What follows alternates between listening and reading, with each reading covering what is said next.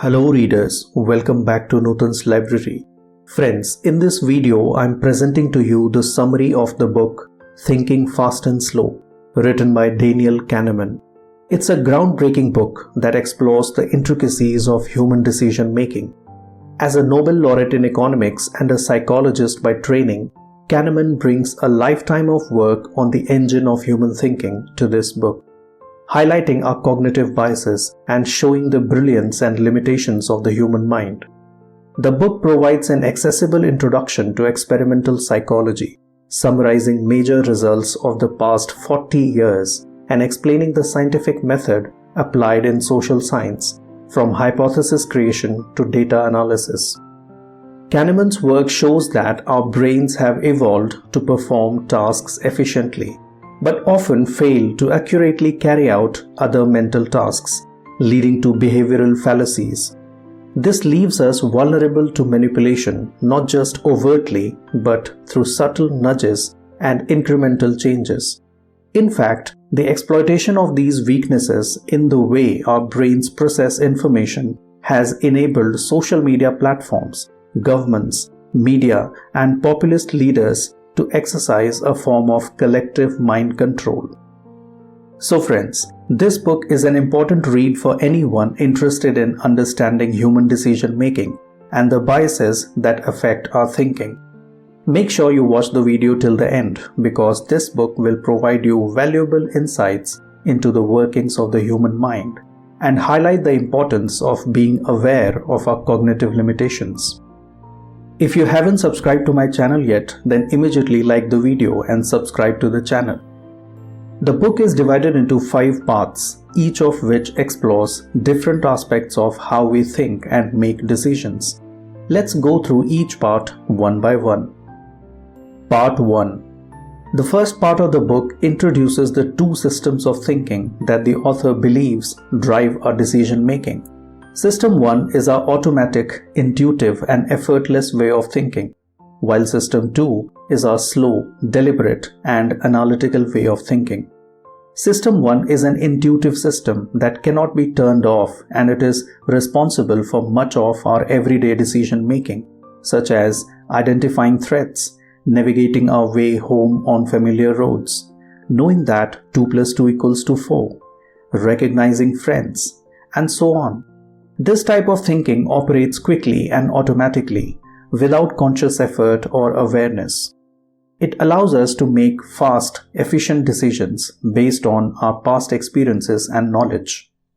However, System 1 thinking also has its biases and limitations. For example, it can lead to cognitive biases, such as the availability bias, which is the tendency to judge the frequency or probability of an event based on how easily it comes to mind. This can lead to overestimating the likelihood of rare events if they are highly salient, like shark attacks, and underestimating the likelihood of more common events, like heart disease. System 2 thinking, on the other hand, is more deliberate and analytical. It requires conscious reasoning and problem solving.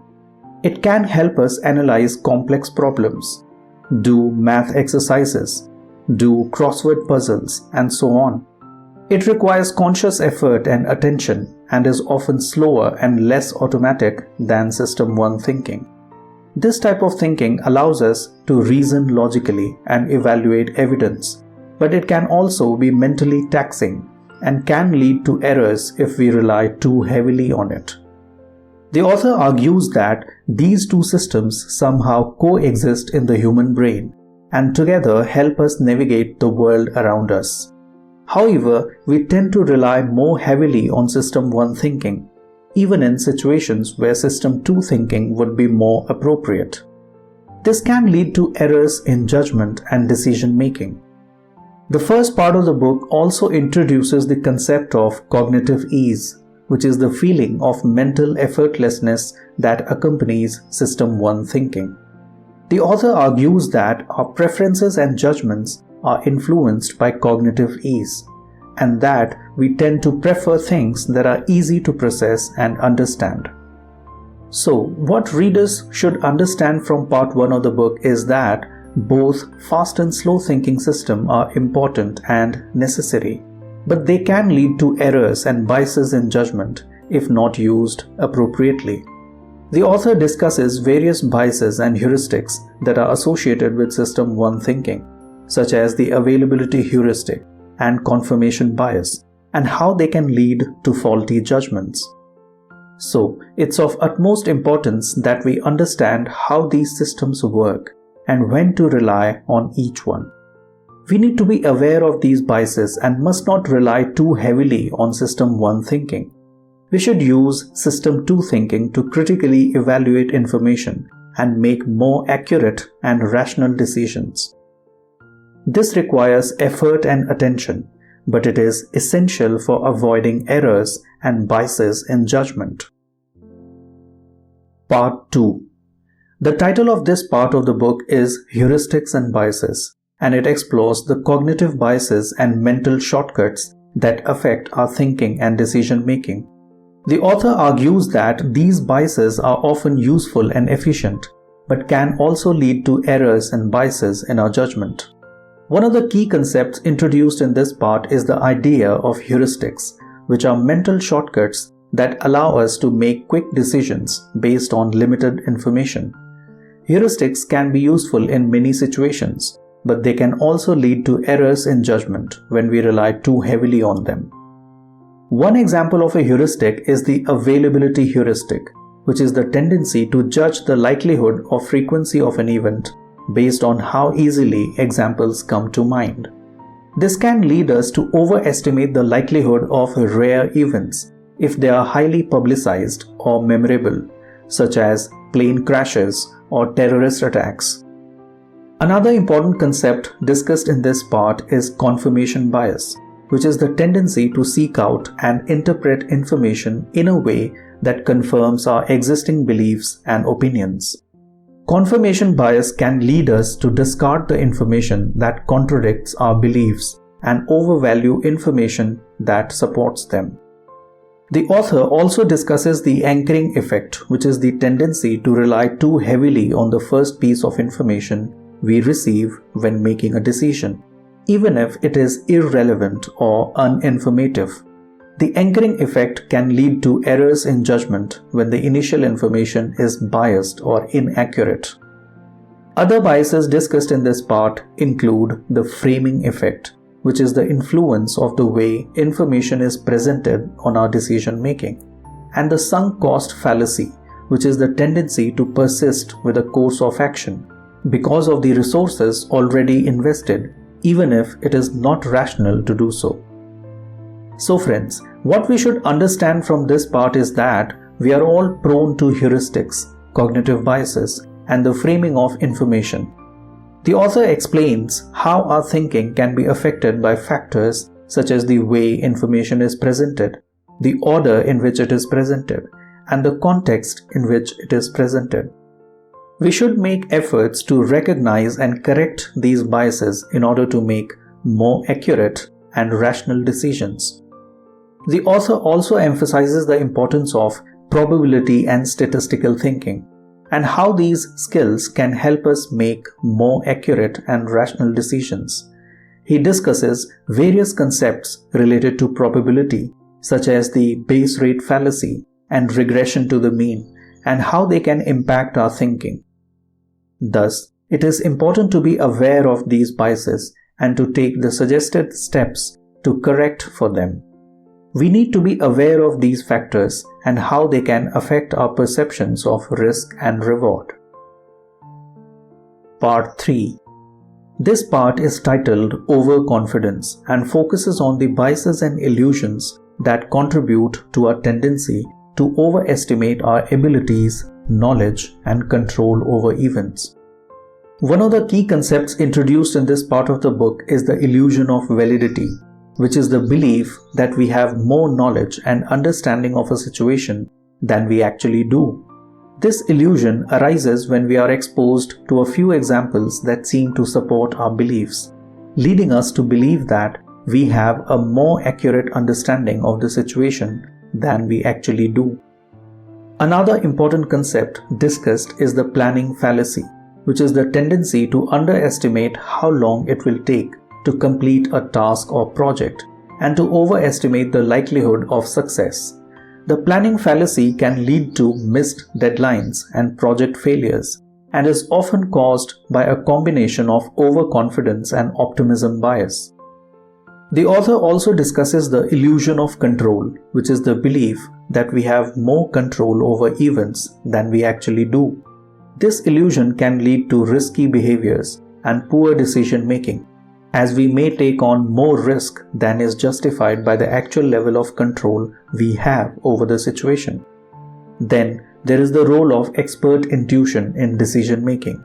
He argues that while expert intuition can be useful in certain situations, it is often unreliable and prone to bias, particularly when the expert is overconfident in their abilities or lacks feedback to correct their judgments. So what we should understand here is that people tend to be overly confident in their judgments and predictions, leading to errors in decision making. Kahneman discusses various forms of overconfidence and how overconfidence can lead to other biases, such as the confirmation bias and the hindsight bias. We need to be aware of our own biases and limitations and should approach decision making with a healthy dose of skepticism and critical thinking. It is important to consider multiple perspectives and seek out feedback from others in order to avoid overconfidence and make more accurate decisions. Also, we often rely too heavily on intuition and emotions in decision making, so we need to take a more rational and analytical approach in order to make better decisions. Part 4. This part of the book is titled Choices and focuses on the concept of decision making, specifically the biases and heuristics that can influence our choices. The section begins with an exploration of the endowment effect, which refers to the tendency for people to place a higher value on objects simply because they own them. This can lead to irrational decision making when it comes to buying and selling. Kahneman also discusses the impact of framing on decision making. The way a choice is presented or framed can influence how people perceive it and the decisions they make. For example, a choice presented as a loss is often perceived as more significant than the same choice presented as a gain. Another key topic in this section is the distinction between risk and uncertainty. Risk refers to situations where the outcome is uncertain but the probabilities are known, while uncertainty refers to situations where the probabilities are unknown. Kahneman explores the impact of this distinction on decision making and suggests that people often make decisions as if they have more information than they actually do. The section also includes a discussion of prospect theory, which explains how people make decisions under conditions of uncertainty. According to prospect theory, people make decisions based on potential gains and losses rather than absolute outcomes. Finally, the section concludes with a discussion of the role of intuition in decision making. While intuition can be a valuable tool, Kahneman cautions that it can also be influenced by biases and heuristics, leading to poor decision making.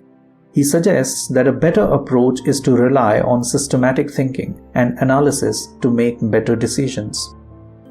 So friends, we have following takeaways from this part.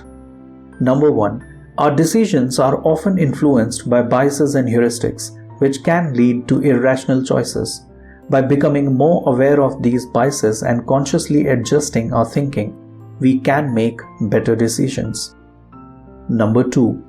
The way information is presented to us can significantly impact our decisions. Understanding the framing effect and other biases related to the presentation of information can help us make more rational choices. Number 3. Our emotional states can also impact our decision making. Recognizing how our emotions influence our choices can help us make more balanced and rational decisions. Number 4. We tend to overvalue things that we own and undervalue things that we don't. Understanding this endowment effect can help us make better decisions when it comes to buying, selling, and trading goods. So, by understanding all these factors, we can make more rational and informed choices. Part 5. This part explores the concept of two selves, the experiencing self and the remembering self. The experiencing self refers to our immediate, present moment experiences of the world, while the remembering self refers to our memories and perceptions of past experiences. The author argues that these two selves can have different preferences and priorities, and that they can lead to different choices and decisions. For example, the experiencing self might prefer to indulge in a rich dessert, while the remembering self might prioritize a healthy diet in order to maintain long-term health. He also explores the role of memory in decision-making, arguing that our memories can be influenced by factors such as the peak-end rule, which suggests that we tend to remember experiences based on their most intense moments and how they ended. This can lead us to make decisions that prioritize our memories over our present moment experiences. One key takeaway from this section of the book is the importance of considering both selves in decision making. While the experiencing self can provide us with immediate pleasure or discomfort, the remembering self can provide us with valuable insights and perspectives based on our past experiences. By balancing the preferences and priorities of both selves, we can make more well-rounded and informed decisions.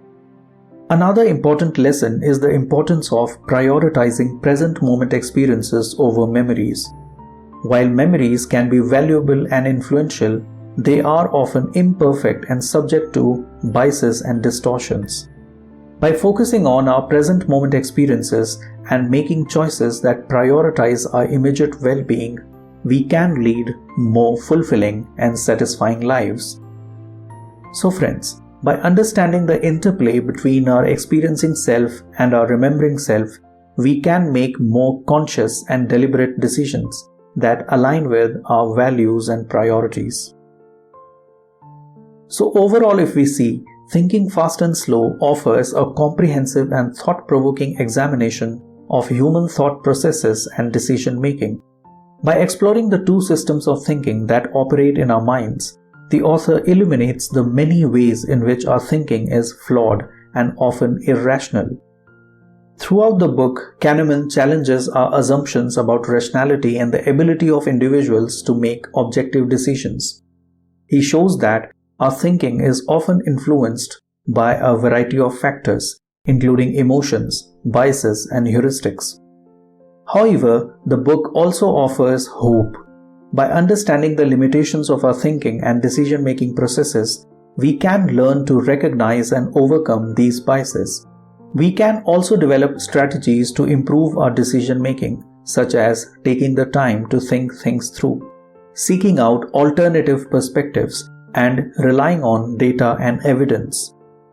Now that you have Kahneman's nuggets of wisdom with you, you can choose at your own discretion whether to think fast and irrational with all sorts of biases in place, or think slow and logical with a rational mind and proper reasoning in place.